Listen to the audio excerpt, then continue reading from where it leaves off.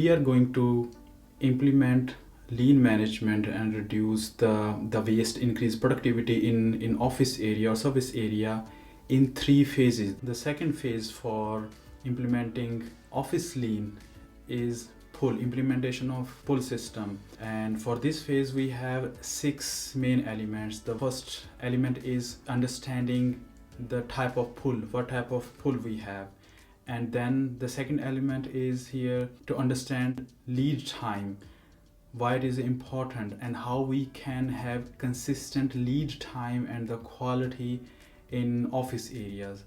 And after that we'll see the third element, decision rule, how and why we need to design the decision rule.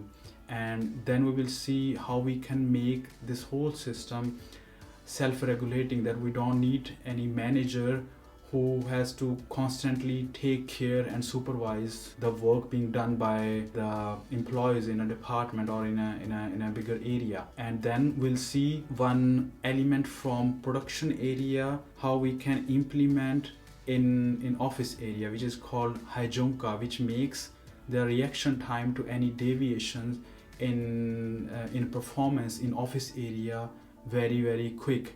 And with this we have almost finished our pull phase, and then we'll see in the end what are the benefits it brings us if we implement this pull system in office area. So let's discuss the first element of pull system. There are 2 types of pull. The first type is called Kanban, which comes from actually manufacturing, is a Japanese word for cards. So it means that we have process 1, which is supplying the information, finishing the task or the project for the customer process, which is process number 2. So we have 2 staff members, for example, here. They are sitting at process number 1 and process number 2, and in the middle there is a defined supermarket. There is defined buffer of tasks. So it could be different type of projects, the different type of softwares being worked upon, or it could be, for example, the A could be a type of project which is least complex, and C could be the type of projects which are very complex. So we have a defined buffer or supermarket here, and the process number 2 is taking the information from that buffer which is supplied by the process number 1 and working upon that. And after the process number 2 has started working on any of these activities, maybe A or B, once they have taken it and started working upon that, only then the process number 1 will take the next project or task of the same type, B for example or A, and work upon, and then again supplies to the supermarket. So the buffer quantity in the supermarket should always be same, or as soon as possible should be refilled as soon as the process number 2 is taking out and working on the next task. So this is the way of pull, which is type 1. The type 2 is called Convi. It means constant whip in production. So similarly we have here the process 1, process 2, and in the middle we have a buffer. But unlike the type 1 pull system, here we don't have different type of project or task. Here we have one big pool, and we say first in first out, and there is a maximum limit defined. So maybe here the maximum number of tasks are 5. So once the process number B has taken either A or B or C, whatever, out of that pool, the next task or project will be worked upon and again made ready for the process number 2 by the process number 1. So in the middle here we have a big pool, and here we do not consider. It could be that we have the maximum limit of 5 tasks, but all are only A. It could be all B also. Then this depends upon the customer demand in the beginning, and that is being decided by the upstream processes. So this is the difference between type 1 and type 2 pull system, and depending upon the situation, the type of work and the office, one of this pull system is being used to create the pull. Irrespective of which pull system we are choosing, there are three main points we need to take care. First of all, when we are implementing the pull or choosing any of these two pull system, we have to clearly define the number of tasks or work content which is between these two processes. The second point is that we have to define the minimum and maximum limit very quickly and communicate them, and we have to make sure that there is compliance for that. And the last point is that the visualization of this buffer between them, if we have now 5 or we have 4 projects remaining, or in pull system task type A is being taken by the process 2, all these things has to be maintained regularly. And the key point is it should not be maintained by the manager, the staff member, the employees who are working on these tasks. They should be managing this constantly. We do not want to use the capacity or additional capacity of any manager to organize the system. The system should be self-regulating, and that's why it's important that this is managed by the staff members themselves. And the visualization, how to visualize, how to manage, that we'll discuss in more detail in the next phase of visualization. So after understanding the different type of pull system, the next step is to understand the total lead time. The success of any company or any business is dependent upon the 3 critical factors. These are with minimum possible cost to deliver maximum quality and deliver it as soon as possible. So the cost, quality, and the delivery. These are the 3 main criteria, and one of the best KPI which can summarize these all 3 is the total lead time. The shorter the total lead time, the better the services or the product of the company as a overall value for the market are. Consider that we have the 3 processes, and process number 1, process number 2, process number 3, they all need 3 hours to work, and the second needs the 2 hours and 1 hour to work upon respectively. What happens normally, we don't have defined maximum number of projects between these processes. So imagine if we define that the maximum number of projects or tasks between process number 1 and 2 are 5 projects, and the maximum number of projects between process number 2 and 3 are 8 projects or tasks, then we know that the time to process these parked tasks is definite. It could be 5 hours, it could be 8 hours depending upon.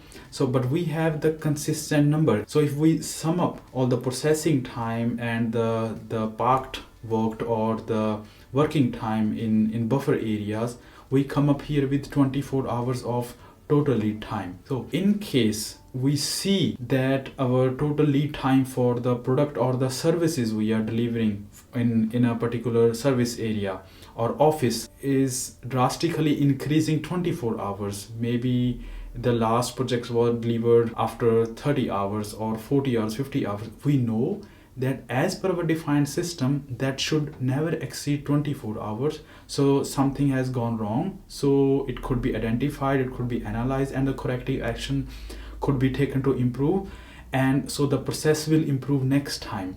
But what happens normally that in office area we don't have these defined limits. First, we don't know which tasks are taking how much long. So it means the processing time for process number 1, 2, 3 here in this example, we normally that also don't know. But that we have covered in our last phase, creating flow, that how to use the process flow diagram to define the total time required for the processes. And in case we have the time for that, we normally don't have the time which is in between these processes. We don't have defined maximum buffer limit between these processes. Because of that, the results which are produced are inconsistent.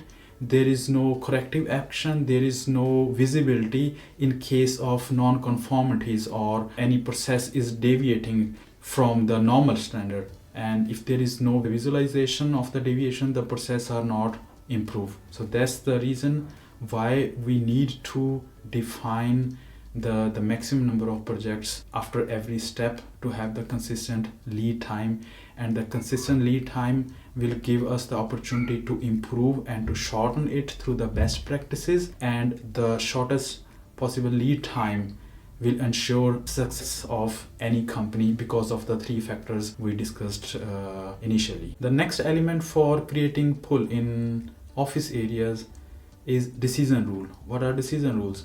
Let's see with this example where in one process we have defined the maximum number of tasks or projects which can reach to this department. Say for example, these are 7, and then we have defined the limits. If we have 2 tasks or projects there in this department at any particular point of time, then we will consider this as a low load. It means this staff member can go and offer the help to other employees where the workload is higher. So this is a one part of the decision rule. So decision is being taken by this visualization. I have 2 job orders or projects or tasks. This was the yellow line area, and after that we have up to the number of tasks 6 green lines. So this is the green frames. So if we have anywhere the task between 3 to 6, this is the average load area, and the staff member here who is working, he can or she can focus on their work. But as soon as the number of tasks at any point of time reaches more than 6, so reaches up to 7, where we have here the red lines, it means this staff member has very high workload and he or she should seek for help from another staff member so that we can deliver the tasks, the 7 tasks we have, in as less time as possible, and we should use the free capacity and available capacity in other departments, because if the tasks here are more, it means they are accumulated here because of any reason. So it means the tasks in either in upstream process or down the stream processes might be low. If we have such visualization for other processes, in this example, for example, for process number 2 and for the process number 3, then we can see very easily that the process number 2 has a lot of tasks to perform, and the process number 3 has only 4 tasks to perform. So the process number 3 has minimum load and the process number 2 has the maximum load, and the process number 1 is in the green zone with these white papers we can very easily see in this diagram. So the decision rule says here through these lines and the markings of yellow, green and red lines that as soon as there is overcapacity, we should give the support to the other department, like the process number 3 can give the support, and the process number 2, which has the tasks which are reaching to the red line area, there this process should ask and seek for the help and for the assistance. So the somebody from the process number 3 can go and support until the tasks are completed and the number of tasks come in the green area and they all can work with their normal pace. So these are the decision rules which we have defined, that from these number of tasks or projects we should give the help, or in this case we should take the support from other departments, or we should escalate the matter. But there should be some kind of decision rules which says when to use the capacity and make best use of available resources in this whole area. Along with defining these decision rules, in order to make sure that we have the maximum benefit out of these lean management improvements in the office area, we have to take care of few other things. We have already discussed the standard work with example. So it is very important that we have the standard work in place, because when we here see in this example that the process number 3 has to have the process number 2, or vice versa depending upon the situation, if we have standard work available, it would be much more easier for any employer to go somewhere else and perform, because they know what to do, when to do and how to do. Though there is training on job is required in every case, but if somebody is going and supporting somebody after 1 month or or after 2 months. Because there is a documentation, they can very quickly understand and remember what they have done previously and support it. And additionally, the cross training is very important. When we set such decision rules that who can help whom in what conditions, that makes sense only if in advance we have done the cross training. So we know process number 3 should help process number 2, but in that case we have already imparted the trainings to the process number 3 that they can go anytime whenever it is required. But these cross-functional trainings are very effective, and the time required for such training can be reduced by 75% by having the documentation like standard work. So these are the two main aspects to take care while using decision rules. The third point to consider here to have the maximum benefit of design rules is to increase the motivation between the team to help each other. If we set the decision rule that in this case process number 3 has to help the process number 2, but there is no motivation, then there will be a lot of resistance to implement, to have the compliance for such decision rules. For example, if the process number 1 has the target to complete every task they have in 2 days, and the process number 2 has the target to complete in 3 days, and process number 3 has the target to complete in 1 day, because they have their individual targets, they might not have a big motivation to help each other in all the cases.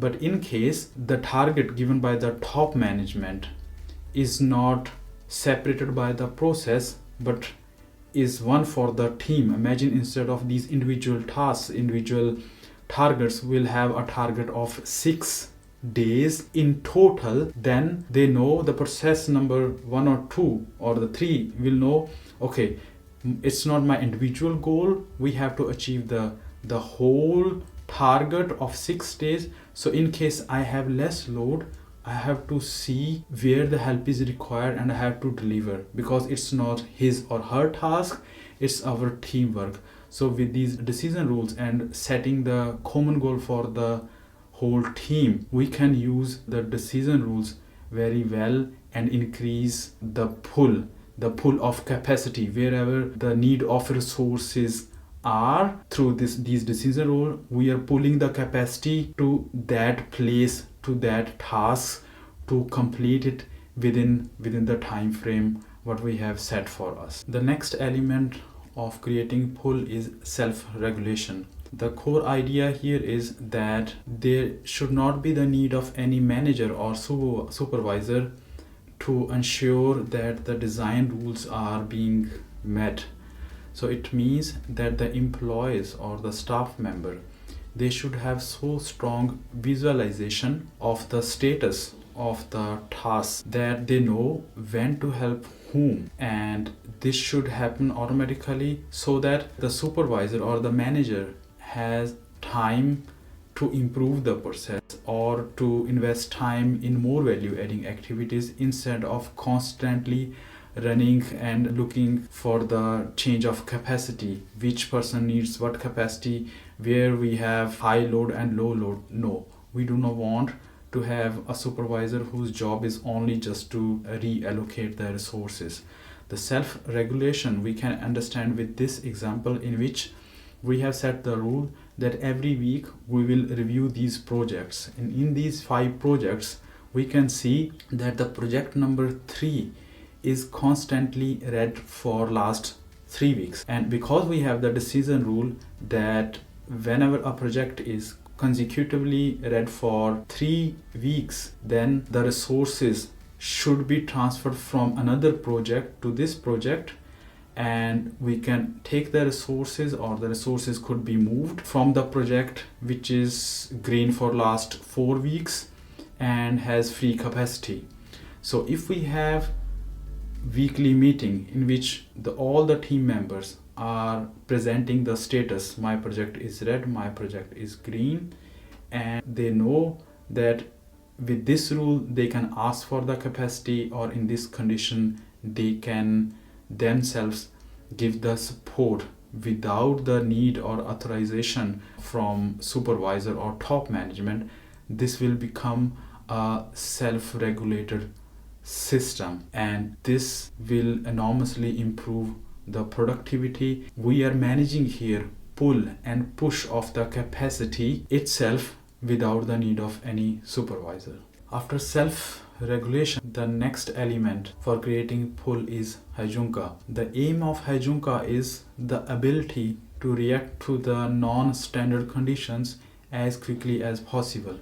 So we are doing here the three things. With Heijunka, we are defining the minimum possible pitch. We are dividing the tasks into smaller pieces which can be tracked in this pitch time of 1 hour, 2 hour, 1 day, 3 day, depending upon the task. And the third is to visualize the progress of tasks to the department, so everybody can see how the progress of the task is going on. So in this example, we see in the first column we have defined pitch, where we have here in this case hourly visualization, and then we have the task type 1, where we have the customer order fulfillment, and in the second column we have the second type of task in which we are ordering the materials. Now, because we are not here visualizing the progress after 1 week, we are not checking something weekly. For example, if our target is 30 invoices in a week, if we are checking in the end of the week on Friday, have we achieved the target or not, it is too late. Then we haven't reacted at right time when the problem was there on Monday or Tuesday. It is too late. But instead of that, it makes sense to check the progress maybe every day. Instead of 30 invoices after 5 days, maybe we have to check if we have finished the 6 invoices at the end of every day, or even better, have we finished the 3 invoices after 4 hours of the workday? If not, what was the problem there?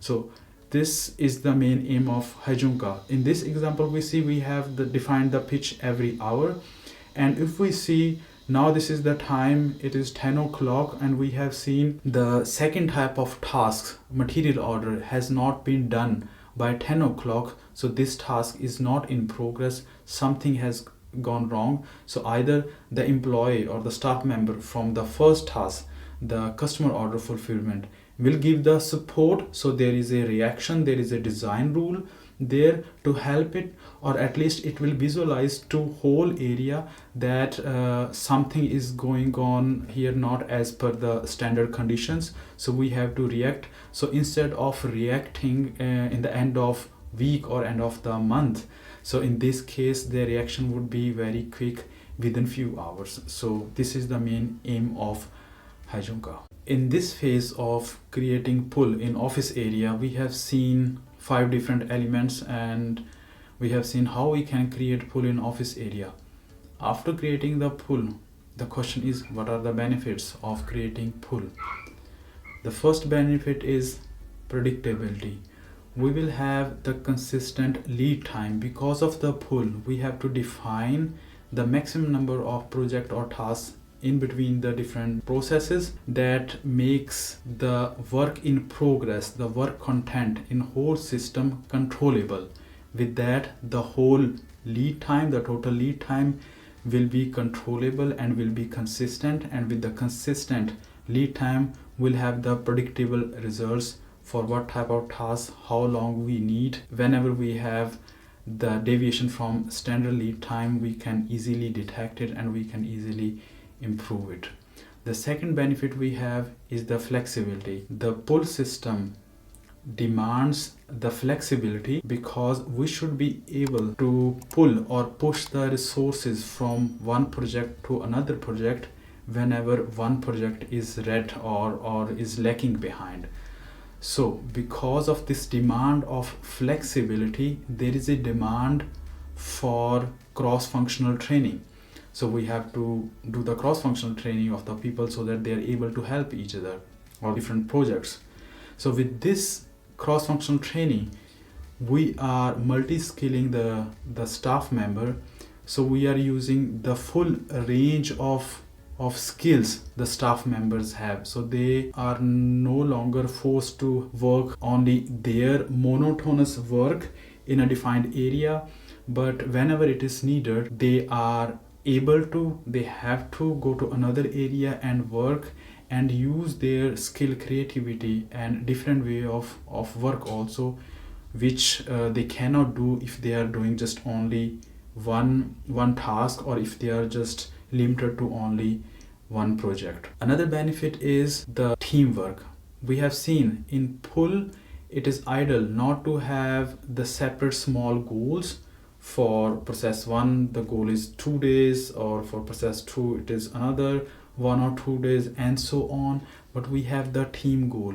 So with that, the whole team sees the big picture. They know where their contribution, their tasks is contributing in the bigger picture, and this gives sense of achievement and sense of purpose by looking at the bigger picture and not in a very small confined area, and the spirit of helping each other, because now we have the common goal, further increase the team spirit and motivation and morale of the team. Last but not least, we have seen that by implementing pull system, we are able to detect the non-conformities very quickly, and we are able to detect and we are able to react very quickly. We have seen in Heijunka, because we have defined the pitch at minimum possible intervals, we can very easily react as soon as we see the deviations. So these are some of the benefits. There are a lot more benefits, but these are the key benefits implementing the pull system. So we are finished with here how to implement pull in office area. After that, we are going to see how we can implement visualization. So this is the last phase of lean administration or lean implementation in service area or office area, and with this last phase we will be able to see how we can have very good visualization to achieve all the gains what we have achieved through the first 2 phases of creating flow and implementing pull system in office area.